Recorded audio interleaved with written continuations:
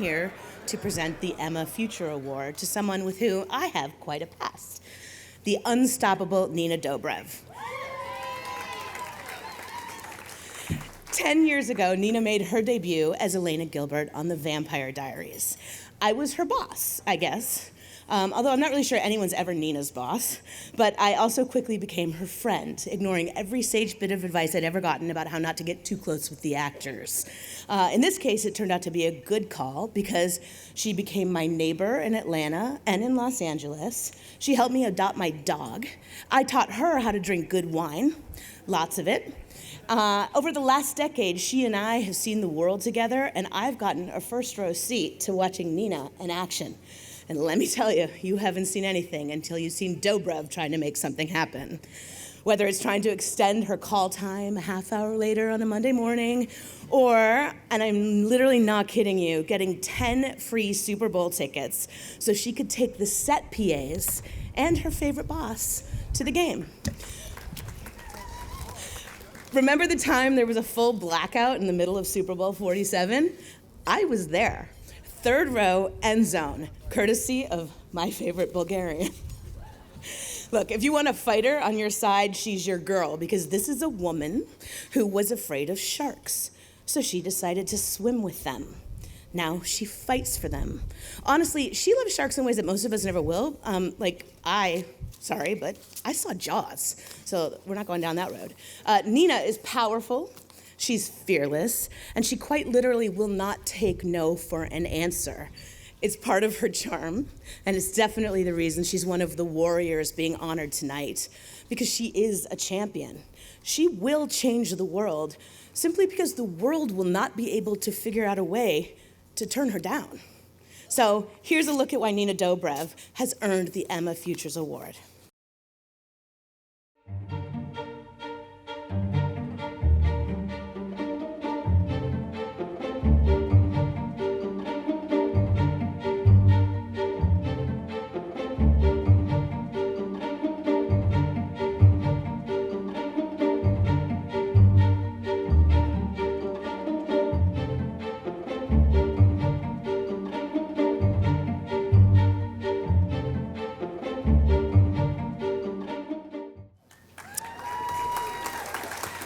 So now it is really, honestly, my pleasure to present the EMA Futures Award to someone with a very bright future as an actress and an activist, my friend, Nina Dobrev. Oh no, see you walking around like it's a funeral. She's absolutely right. I will not take no for an answer, so I will be going shark diving with you very soon. Yes, you'll see. I'll post it on Instagram. You'll all see. Thank you, Julie. Seriously, this woman is a powerhouse in her own right. I mean, she has like 73,000 shows that she's done that are on the air, and yet somehow she found the time to come here tonight to present this award to me, and I'm very honored. So I love you. Thank you, babe. Whew, okay, didn't break. That's good. Okay, so I'm also beyond excited to be awarded the Futures Award, especially after witnessing the wave of global climate strikes that united not only time zones, but cultures and generations. Like Greta said, we deserve a safe future, and we demand a safe future. Side note, how much better is she than any of us in this room? I mean, she's what, like 12? And she's crushing it. At 16, I was making like mixed CDs and watching TRL. I was not doing what she's doing. And it wasn't until I had the opportunity to explore the world and gain a new perspective that I found a cause that I'm truly passionate about. And I'm not talking about my past love of Carson Daly, I'm talking about my new love of sharks, as Julie mentioned. Now, there's another quote that I love that John F. Kennedy once said, which is that we are not here to curse the darkness, but to light the candle that can guide us through that darkness to a safe and sane future. Now, I've grown up in the entertainment industry, so I have met and I have been hit on by many sharks in my lifetime. But instead of focusing on the darkness caused by those bastards swimming around town, I would like to light a candle and discuss some glorious creatures that we need to ensure have a safe future. The actual sharks, the ones that I've enjoyed swimming with in recent years. And I'm extremely proud to stand with Emma tonight as an environmentalist and an ocean advocate to stand up for sharks who face so many threats, including overfishing and the global fin trade. Over the past few years, it has been so meaningful for me to work with Oceana in protecting the world's oceans and ensuring that some of the most remarkable and misunderstood creatures on Earth will have a future. I mean, sharks have gotten such a bad rap, you know? Like, humans are scarred after watching Jaws, understandably, and 47 meters down, or Sharknado. Well, Sharknado, you know, that one might have been for different reasons, but you get the point.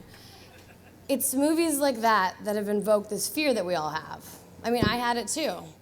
But for all that bad press that they get, sharks have long played a leading and meaningful role in our natural world. I used to be afraid. So, as Julie mentioned, in an attempt to get over my fear, I did a shark dive while I was on vacation to get over that fear. And that's when I learned that sharks are not so much dangerous to human beings, but are in fact more endangered by us. When I got in the water, I couldn't have been more comfortable with the sharks.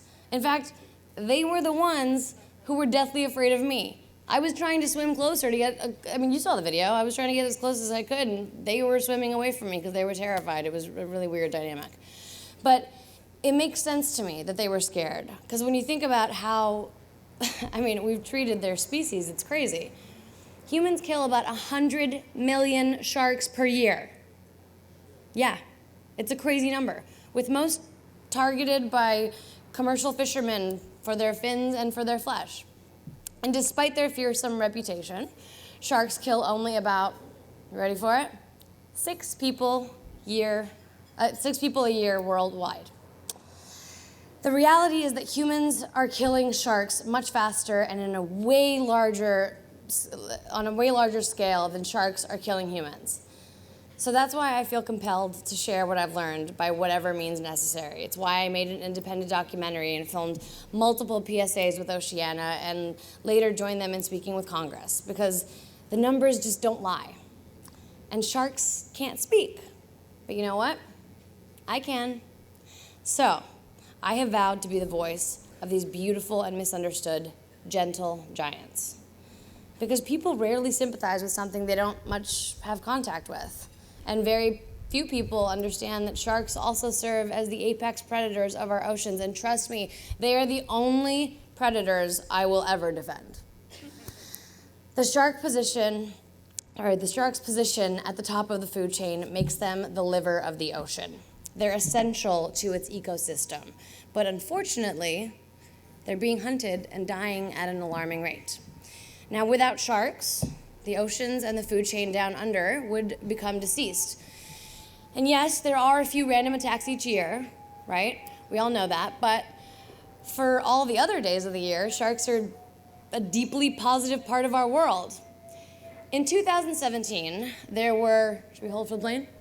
No? We're not actually on set right now. This is real life. Okay, here we go. In 2017, there were 5 fatal shark attacks, which is nothing compared to these statistics, okay? Are you ready, guys? All right, car accidents. 40,000 people died in 2017 behind the wheel of a vehicle. Somehow, I bet you're not too surprised by that large number, right? Because we all drive.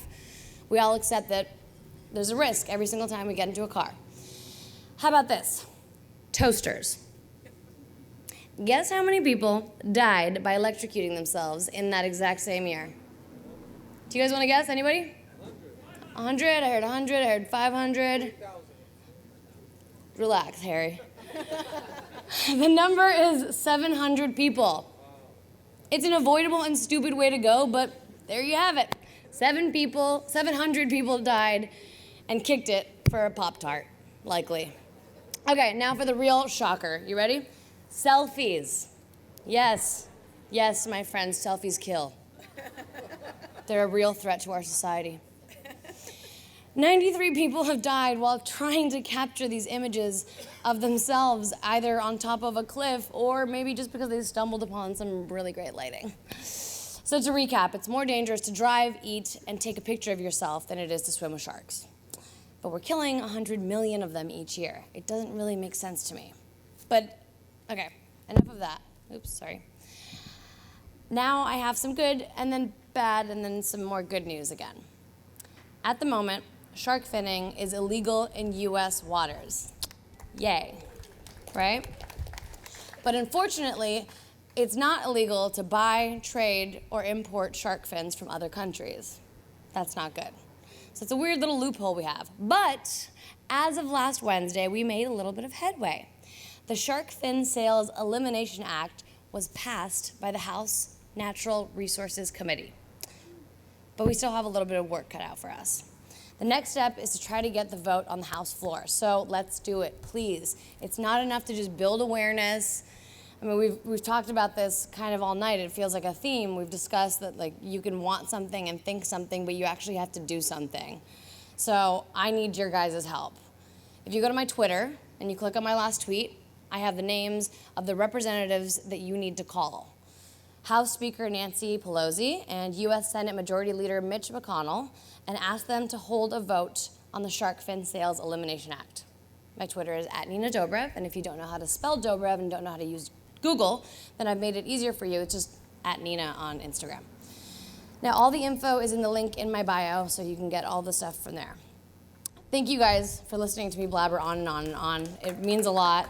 And I vow today and in the future to stand and swim happily with the sharks, not just on Shark Week, but all year round and in the future to come. So please support Oceana in all of their efforts, including working with Congress to ban the shipping of shark fins.